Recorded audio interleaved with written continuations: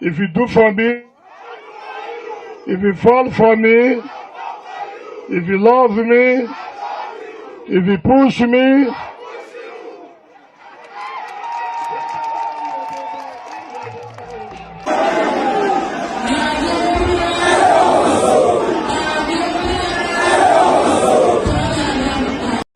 welcome once more, subscribers, to our channel. Don't forget to hit the subscribe button and turn on the notification bell. Nigeria political ground is shaking, and if you're not paying attention, you are going to miss the most important power play of 2026. Yes, on Wike, the man they call Mr. Project, the bulldozer of FCT, is out on a thank you tour across area councils in Abuja. And right now in Kano, the APC just held a congress that could redraw the entire political map of the North ahead of 2027. I'm going to be playing that video for you to see. Today we are breaking it all down, and trust me, by the end of this video, you will understand exactly what game is being played, who is winning, and who is being buried alive politically. Stay with me. This is where Nigeria politics gets real. I'm going to be playing the video for you to see. Now let's start with Abuja. On March 3rd and 4th, 2026, just a few days ago, the FCT minister began a thank you visit to all 6 area councils following the February 25th area council election. He started in Bawari, then moved to Amak, the Abuja municipal area council.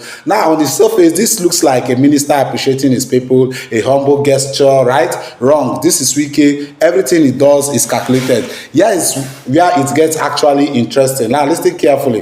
At Bawari, on behalf of the president, he said, "Let me thank you for fulfilling your promise to support the candidates backing Tinubu. Agreement is agreement. You have fulfilled your part of the agreement. Now it is my turn to fulfill mine." Agreement is agreement. That is not the language of gratitude. That is the language of political general executing a deal. Wike is building an army of loyalty in the FCT, word by word, council by council, and he wants everyone to know I deliver.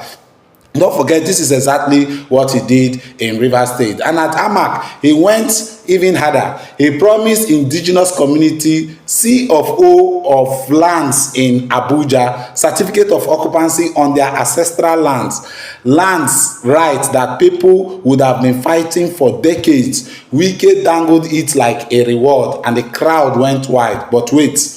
He also fired shot at the opposition. He called the ADC fake and non-existent. He said, and I quote, "I carry a party. They say they are a national party, yet they cannot win a single councillorship.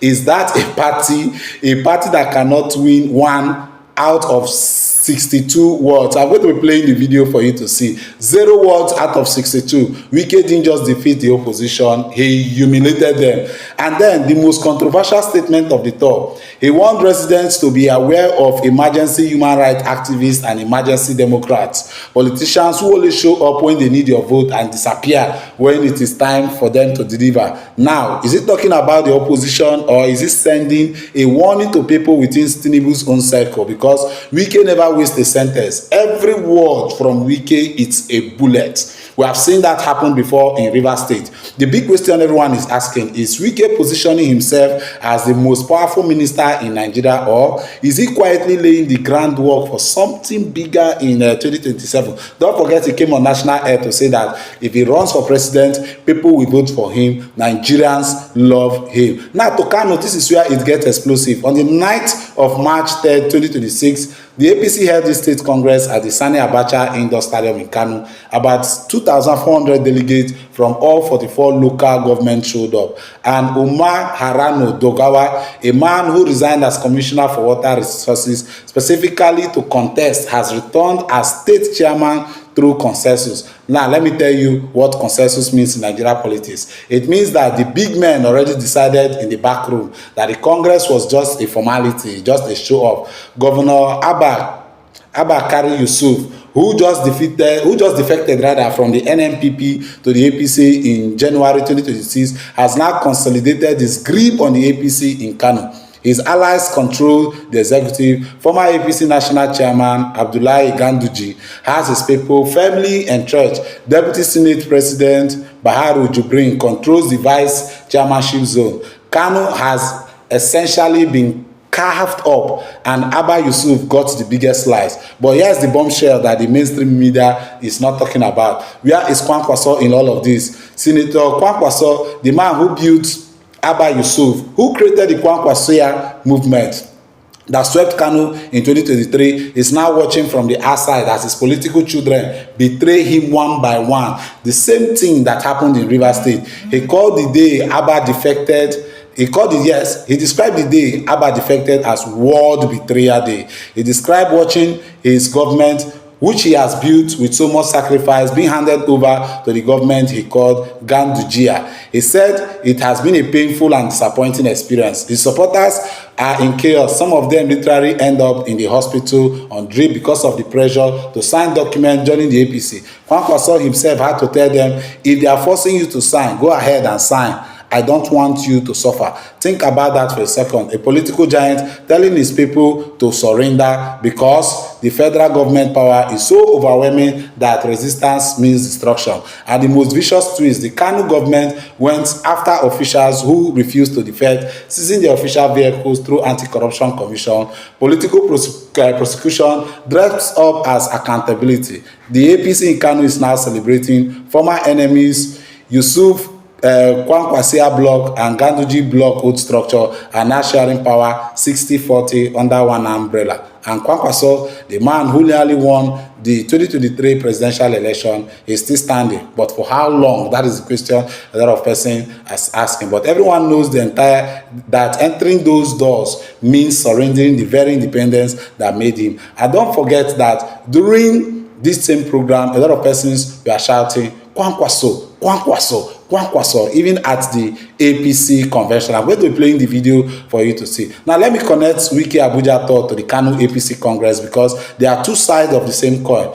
What you are watching in real time is the systematic consolidation of Tinubu's political machinery ahead of 2027. North, south, east, west opposition structures are being dismantled or absorbed. In the FCT, Wike is turning Abuja into an APC fortress. Remember, APC lost Abuja in the last election. In Kano, Nigeria's second largest political prize, a governor elected on an opposition platform has crossed over and handed the APC the keys to the north. Most turbulent state rather. The message to every politician in Nigeria is clear. Resistance is expensive, cooperation is reward. So here you have it. Wike is marching through Abuja with promises and fire. Kano just handed the APC a historic Congress victory, and Kwankwaso, the lion of the Northwest, is watching his empire crack. 2027 is a year away, but the war has already started. What do you think? Is Wike the most powerful man in Nigeria right now? And can Kwankwaso survive the political earthquake? Drop your comments below, especially my brothers from the north. I want to hear from you. If this video gives you clarity on what is happening in Nigerian politics, hit that like button, subscribe and share this with someone who needs to understand the game being played. I will see you in the next one. Stay woke, stay informed. Nigeria needs citizens, not just spectators. Thank you. What the people want.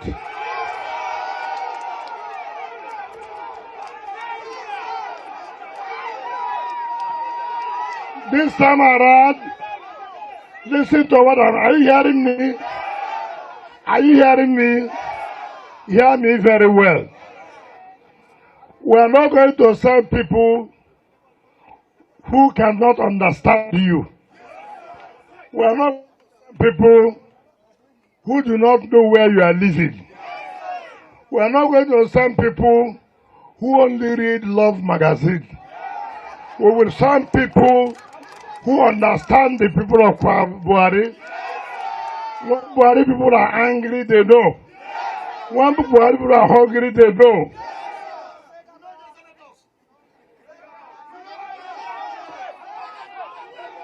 The time will come.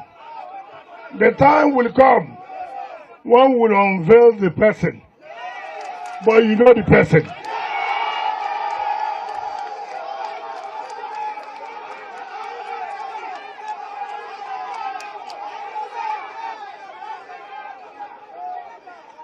So on behalf of Mr. President, let me thank you once more for fulfilling the promise you made to Mr. President that all those who are supporting Mr. President, who contested this election, you made them to win. And so, Mr. President, I should tell you, thank you. He's not going to take this for granted. He will also fulfill his own part. And that will be done through me. Get more projects. If you do for me, if you fall for me, if you love me, if you push me,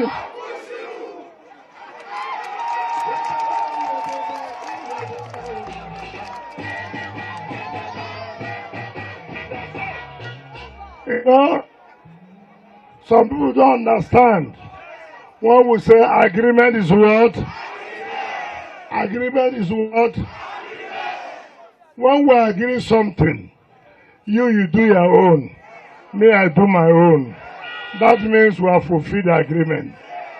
Please, I don't want you to waste time again to listen to contours, to listen to garnitures on the road. They are fake people. Are they not fake people? How can a party say they're a national party, they cannot win one councillorship?